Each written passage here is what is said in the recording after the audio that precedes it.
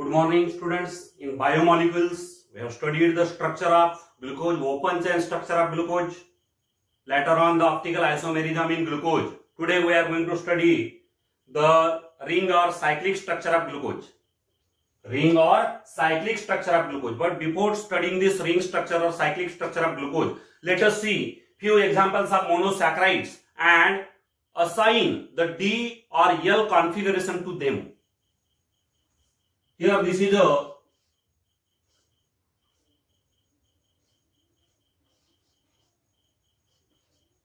aldotetroz,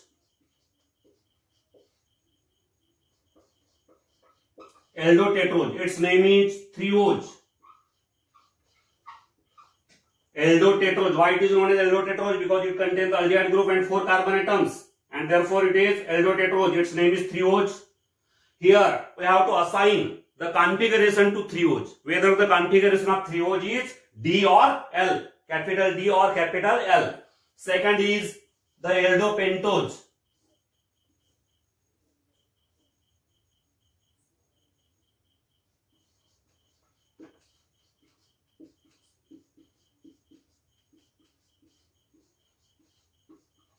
This is the aldopentose, its name is ribose.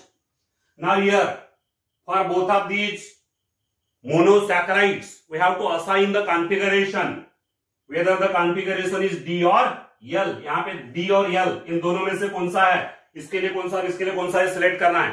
तो यहाँ पे D configuration और L configuration, capital D and capital L, do not mix up with small d and small l. The meaning of small d and small l is different.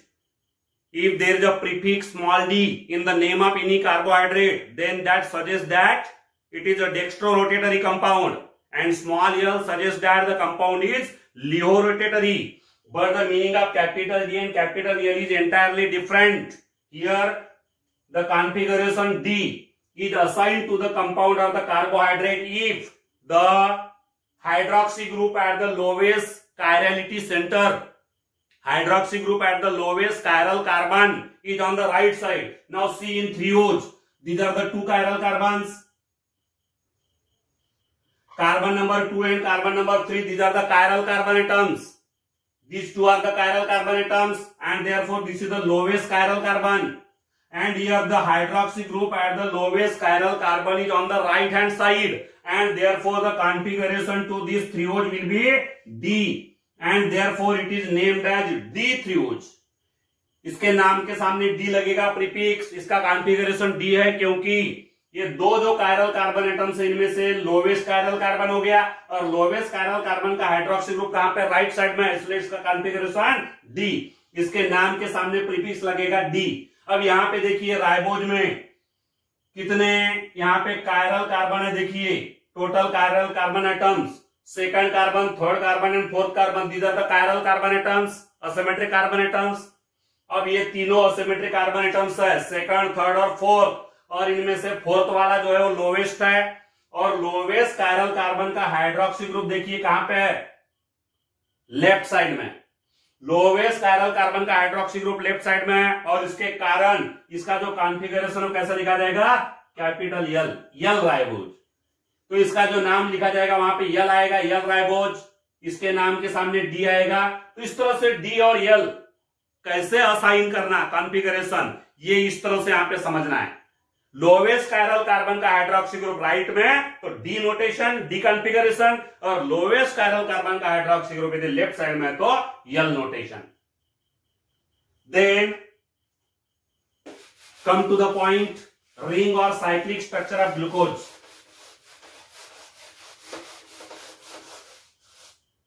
We have studied the open chain structure of glucose.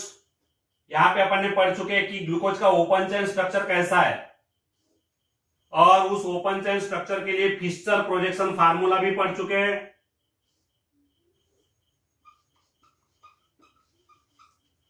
Fisher projection formula for the open chain structure of glucose.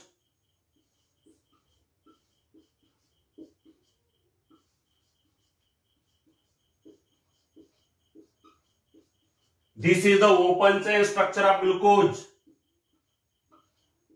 Carbon atoms are numbered in this way. 1, 2, 3, 4, 5, 6. Aldehyde carbon is first carbon. ये है Fisher projection formula of open chain structure of glucose.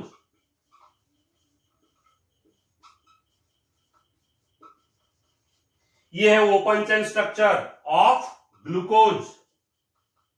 पर यहां पे आज क्या पढ़ने जा रहे हैं हम? साइक्लिक स्ट्रक्चर और रिंग स्ट्रक्चर ऑफ ग्लूकोज. अब क्या जरूरत आ पड़ी? ओपन चेन स्ट्रक्चर यहां पे ऑलरेडी है ग्लूकोज का, ये पढ़ चुके अपन. पर ये ओपन चेन स्ट्रक्चर के बावजूद यहां पे रिंग या साइक्लिक स्ट्रक्चर की क्या जरूरत है, ये यहां पे अपने को समझना है.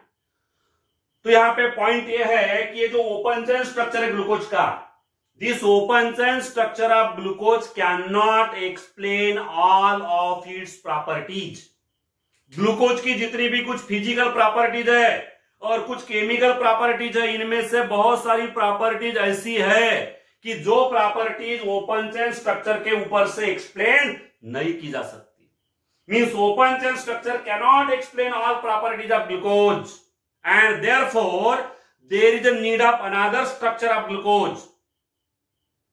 It was thought that glucose must have another structure, that is the cyclic structure or ring structure. So here the cyclic or ring structure of glucose is suggested, and that cyclic or ring structure of glucose is useful to explain all the properties of glucose. All the properties of glucose are very successfully explained with the help of the ring structure or cyclic structure of glucose. This is the open chain structure, but the cyclic structure of glucose is useful to explain all of its properties. All the properties are explained with the help of the cyclic structure. Here I am showing the cyclic structure. Two types of cyclic structures are possible here, and later we will discuss how the cyclic structure is formed.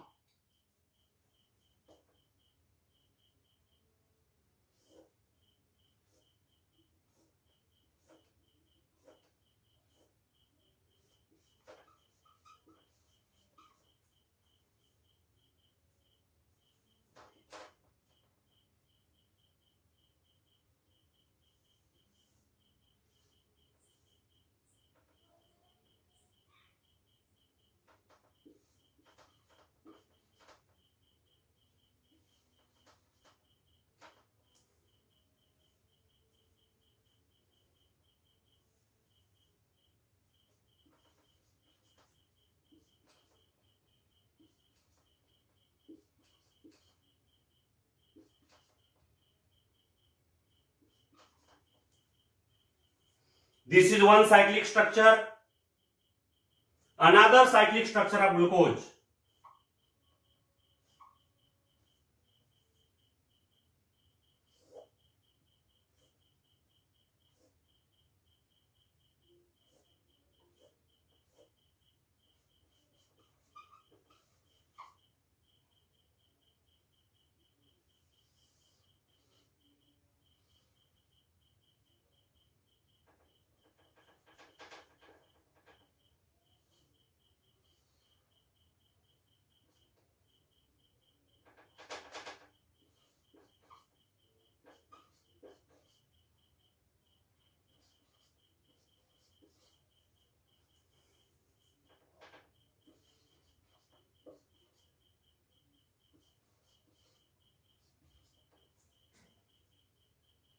ये दो cyclic structure glucose के लिए possible है.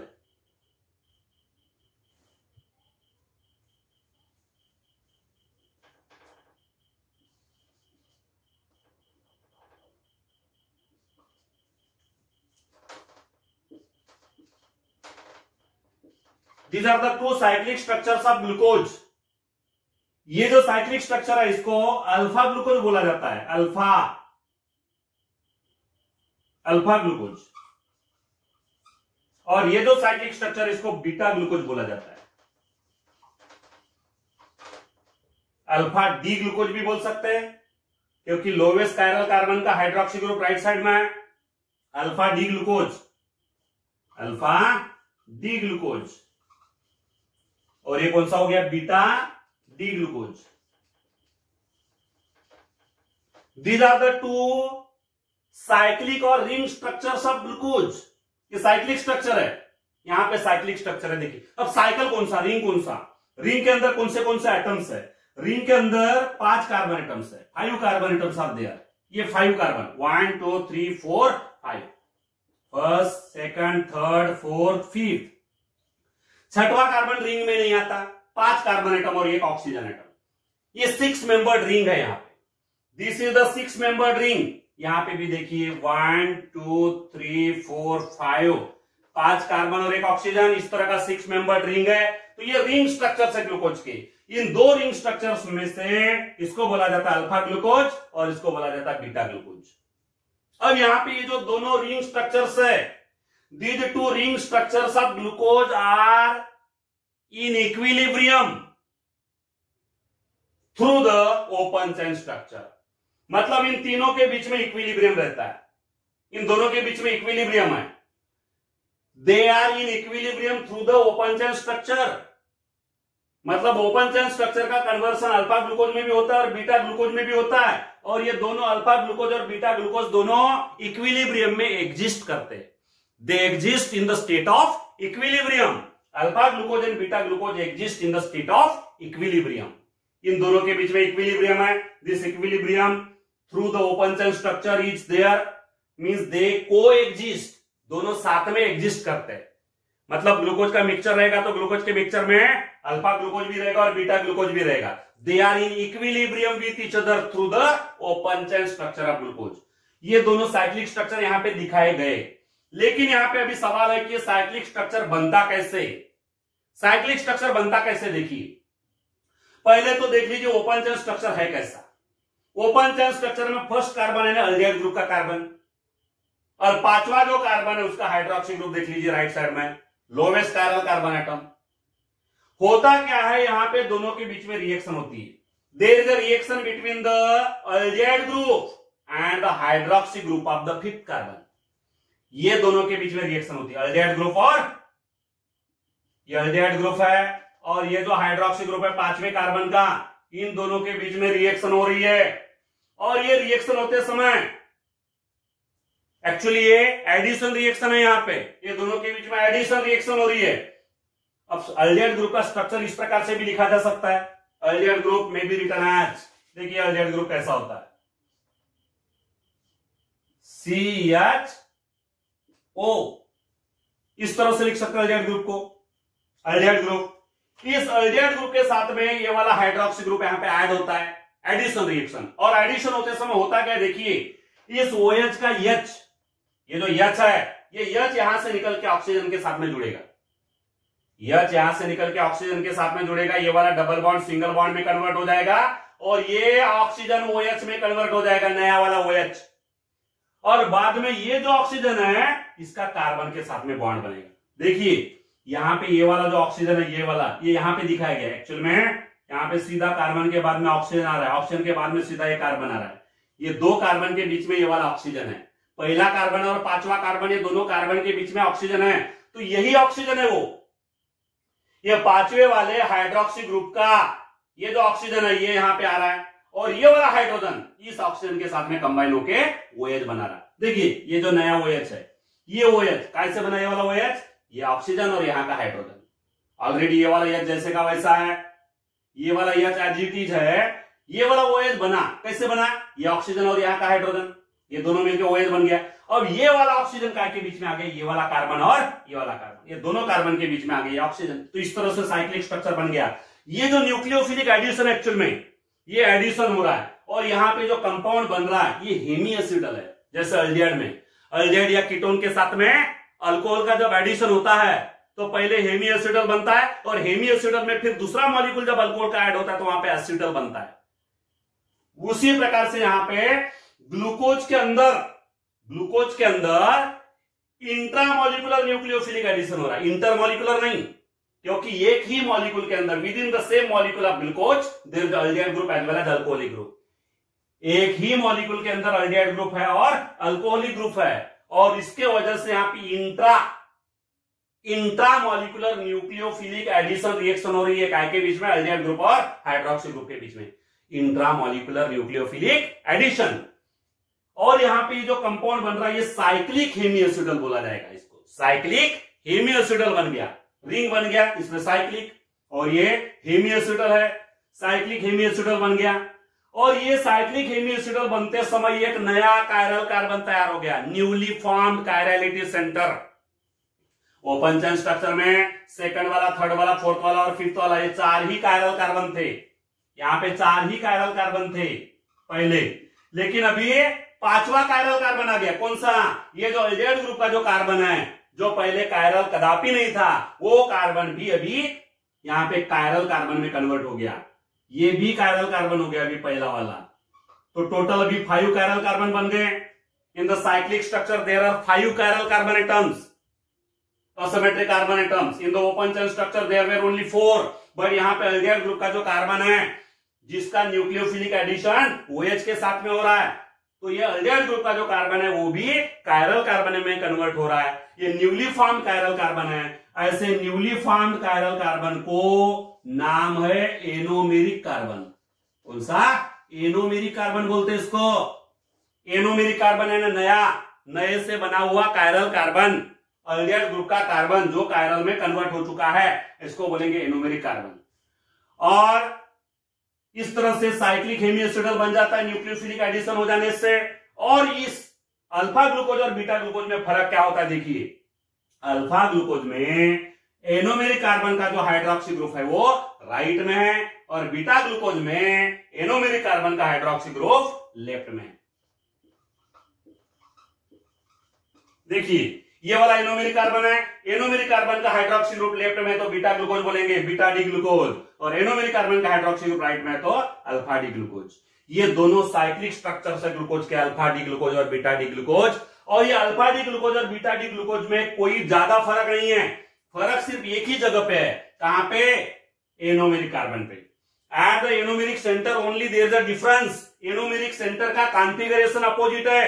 Anomeric carbon पे देखिए OH इधर, H इधर। यहाँ पे एनोमेरिक कार्बन का OH इस साइड में, H इस साइड में, अपोजिट साइड में, दोनों में इतना ही फर्क है, बाकी तो कोई डिफरेंस है ही नहीं। तो ये जो दोनों अल्फा ग्लूकोज और बीटा ग्लूकोज है, इन अल्फा बीटा ग्लूकोज को आपस में उनको एनोमर्स भी बोला जाता है। They are called the anomers of each other. Alpha glucose and beta glucose are called the anomers of each other. इनको आपस में एक में के एनोमर्स बोले जाएंगे, क्योंकि वो क्या डिफर करते हैं? They differ the configuration eight the anomeric centre. Anomeric carbon के ऊपर कॉन्फ़िगरेशन अपोजिट है, और इसलिए इनको एनोमर्स बोलते हैं, अल्फा ग्लूकोज और बीटा ग्लूकोज को। Alpha glucose and beta glucose are anomers of each other. तो ये साइक्लिक स्ट्रक्चर बना कैसे? Due to the nucleophilic addition between the aldehyde group and the hydroxy group of the fifth carbon. Nucleophilic addition after cyclic hemiacetal is formed, and this cyclic hemiacetal is nothing but the cyclic structure of glucose. और यहाँ पे नया वाला जो chiral carbon बन रहा है, यानी एल्डिहाइड ग्रुप का जो कार्बन पहले कायरल नहीं था वो अभी कायरल में कन्वर्ट हो रहा है, और ये न्यूली फॉर्म्ड कायरल कार्बन को एनोमेरिक कार्बन बोलते हैं। एनोमेरिक कार्बन का हाइड्रोक्सी ग्रुप राइट में है, हाइड्रोजन लेफ्ट में तो अल्फा ग्लूकोज। एनोमेरिक कार्बन का हाइड्रोक्सी ग्रुप लेफ्ट में, हाइड्रोजन राइट में तो बीटा ग्लूकोज। तो ये जो अल्फा ग्लूकोज और बीटा ग्लूकोज के दोनों के साइक्लिक स्ट्रक्चर्स है, ये साइक्लिक स्ट्रक्चर्स कौन से फॉर्म में लिखे गए हैं? In the form of Fischer projection formula. जैसा ये वाला फिशर प्रोजेक्शन फार्मूला है ओपन चेन स्ट्रक्चर का, ये ओपन चेन स्ट्रक्चर का फिशर प्रोजेक्शन फार्मूला है, उसी तरह से साइक्लिक स्ट्रक्चर के भी ये क्या है? Fisher projection formulae. All this three are the Fisher projection formulae. Fisher projection formula of open chain structure of glucose and Fisher projection formula of the cyclic structure of glucose. पर यहाँ पे भी ये जो साइक्लिक स्ट्रक्चर है, ये cyclic structure का ring कितने मेंबर रिंग है? 6 मेंबर। कौन से 6 मेंबर? 5 कार्बन आ गए रिंग के अंदर, 1 2 3 4 5 और 1 ऑक्सीजन आ गया। 6 मेंबर रिंग यहाँ पे है साइक्लिक स्ट्रक्चर में। And this 6 member ring resemble the heterocyclic compound pyran. Heterocyclic compound pyran, देखिए ऐसा होता है पायरॉन। पायरॉन हेट्रोसाइक्लिक कंपाउंड का एग्जांपल है। यहां पे भी देखिए 1 2 3 4 5 कार्बन और 1 ऑक्सीजन है पायरॉन के अंदर। हेट्रोसाइक्लिक कंपाउंड है पायरॉन, और पायरॉन के जैसा 6 मेंबर रिंग साइक्लिक स्ट्रक्चर का भी है। ग्लूकोज का जो साइक्लिक स्ट्रक्चर है, इसका जो रिंग है ये पायरॉन के जैसा रिंग है, क्योंकि पायरॉन में जैसे 5 कार्बन और 1 ऑक्सीजन है रिंग में, उसी तरह से ग्लूकोज की भी साइक्लिक स्ट्रक्चर में 5 कार्बन और 1 ऑक्सीजन है, और इसीलिए ग्लूकोज के साइक्लिक स्ट्रक्चर को पायरैनोज स्ट्रक्चर बोलते हैं। कौन सा स्ट्रक्चर? पायरैनोज स्ट्रक्चर। ये जो साइक्लिक स्ट्रक्चर है दोनों के दोनों, इन दोनों साइक्लिक स्ट्रक्चर को पायरैनोज स्ट्रक्चर बोला जाएगा। पायरैनोज structure. The cyclic structures of glucose are called the pyranose structure because, like pyron, the cyclic structure of the glucose also contains the 6-membered ring containing 5 carbon atoms and 1 oxygen atom, and therefore the cyclic structures of glucose are called the pyranose structures. Further, as the cyclic structure is called the pyranose structure, further the glucose is called the glucopyranose. Glucose का दूसरा नाम क्या हो जाता है? Glucopyranose. Simply glucose नाम ना बोलते हुए ग्लूकोज का नाम ग्लूकोपायरानोज हो जाता है। ग्लूकोपायरानोज बोलने के पीछे क्या वजह है? क्योंकि ग्लूकोज का साइक्लिक स्ट्रक्चर हेटेरोसाइक्लिक कंपाउंड पायरॉन के जैसा है, और इसीलिए ग्लूकोज का जो दूसरा नाम हो जाएगा वो क्या हो जाएगा? ग्लूकोपायरानोज। ये दोनों ग्लूकोज के साइक्लिक स्ट्रक्चर है, ये अल्फा ग्लूकोज का है, बीटा ग्लूकोज का। इनमें डिफरेंस है सिर्फ एनोमेरिक कार्बन पे, न्यूली फॉर्म कायरल कार्बन पे, कॉन्फ़िगरेशन अपोजिट है। इनको तो आपस में दोनों को एक में के एनोमर्स भी बोला जाता है, क्योंकि ये एनोमेरिक कार्बन पे ही डिफर करते हैं, बाकी कोई डिफरेंस नहीं। तो ये है यहां पे ग्लूकोज का साइक्लिक स्ट्रक्चर। अब ये जो ग्लूकोज के साइक्लिक स्ट्रक्चर है फिशर प्रोजेक्शन फार्मूले के स्वरूप में लिखे गए। These are the cyclic structure which are written in the form of Fisher projection formula. But another way of writing the cyclic structure of glucose, glucose का cyclic structure लिखने का जो दूसरा तरीका है, देखिए कैसा होता है।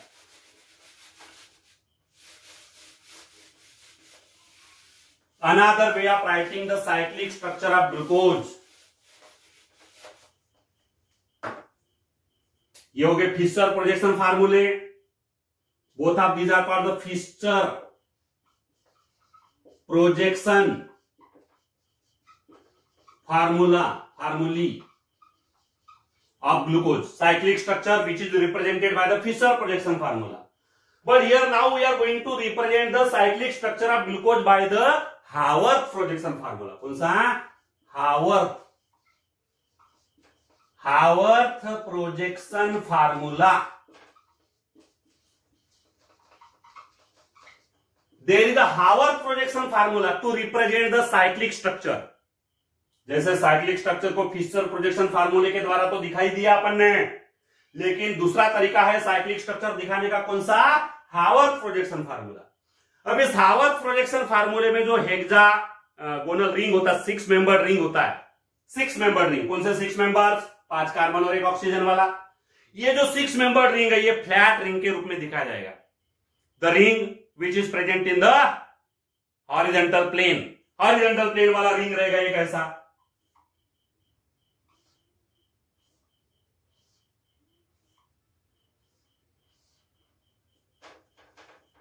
इस तरह का रिंग है ये। देखिए रिंग हो गया। यहां पे 6 मेंबर्स है कि नहीं देख लो। 5 कार्बन, 1 2 3 4 और 5 कार्बन और 1 ऑक्सीजन, ऐसा 6 मेंबर्ड रिंग है।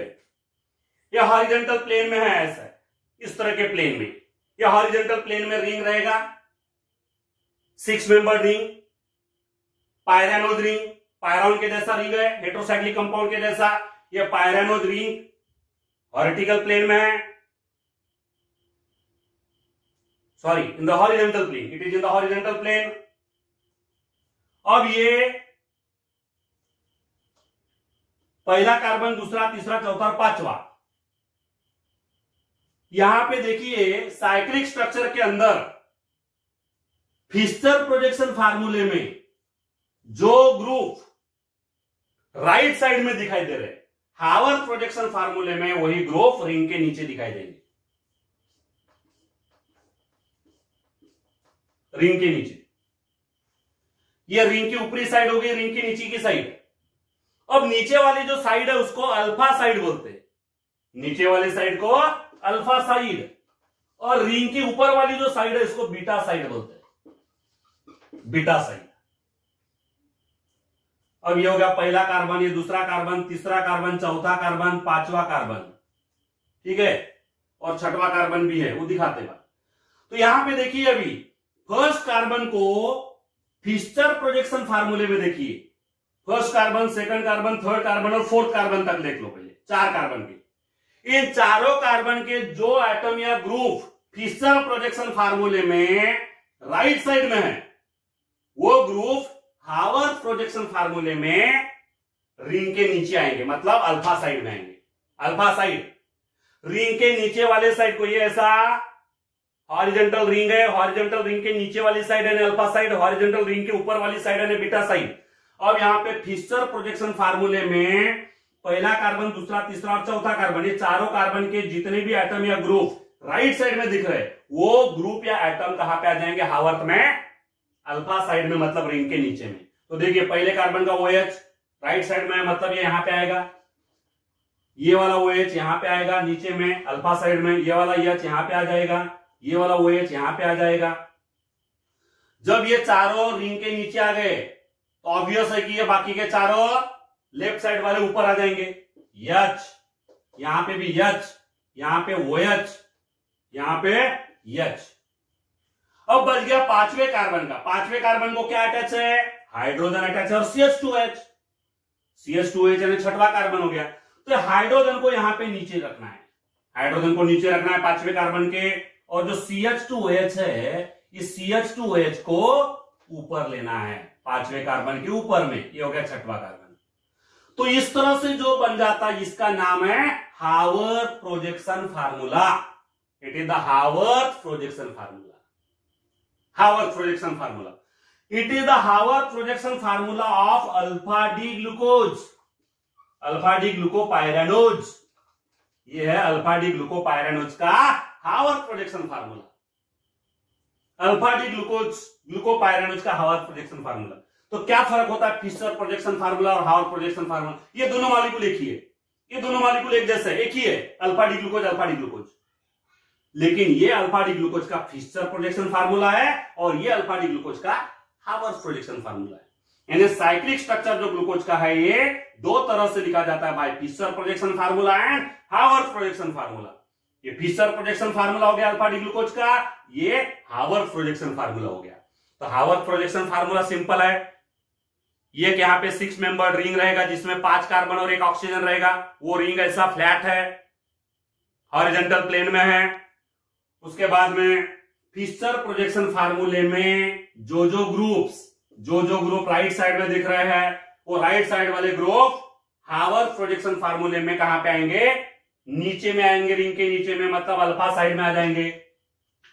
और जो ग्रुप रिंग के ऊपर है, रिंग के फिशर प्रोजेक्शन फार्मूले में लेफ्ट साइड में, वो लेफ्ट साइड वाले जो ग्रुप है वो रिंग के ऊपर आ जाएंगे, यानी बीटा साइड में आ जाएंगे। देख लीजिए H OH H OH H, आगे ऊपर में ये OH OH H OH OH, नीचे में आगे अल्फा साइड में। और बच गया ये पांचवें कार्बन पे हाइड्रोजन और CH2H, तो हाइड्रोजन नीचे में दिखाना, CH2H ऊपर में दिखाना। तो ये बन गया Haworth projection formula. This is the Haworth projection formula of alpha D glucose. इनमें कार्बन नंबर 1 यानी एनोमेरिक कार्बन, ये वाला पहला carbon, newly form chirality centre, newly form chirality centre. ये दूसरा कार्बन, ये तीसरा कार्बन, ये चौथा कार्बन, ये पांचवा कार्बन और छठवां कार्बन। ये हावर्थ प्रोजेक्शन फार्मूला। जैसे ये वाला Haworth projection formula alpha D glucose का है, तो इस बीटा डी ग्लूकोज का क्या होना चाहिए? बीटा डी ग्लूकोज का हावर्थ प्रोजेक्शन फार्मूले में डिफरेंस क्या रहेगा? अब पहले जैसे बताया फिशर में डिफरेंस कहां पे होता है, eight the anomeric carbon only. इधर तो नीचे में कुछ भी डिफरेंस नहीं है, सिर्फ डिफरेंस यहां पे होता है, OH इधर H इधर। तो यहां पे क्या होगा, हावर्थ में जब अपन बीटा डी ग्लूकोपाइरानोज का स्ट्रक्चर लिखेंगे तो यहां पे ये वाला H यहां पे आ जाएगा और OH यहां पे आ जाएगा।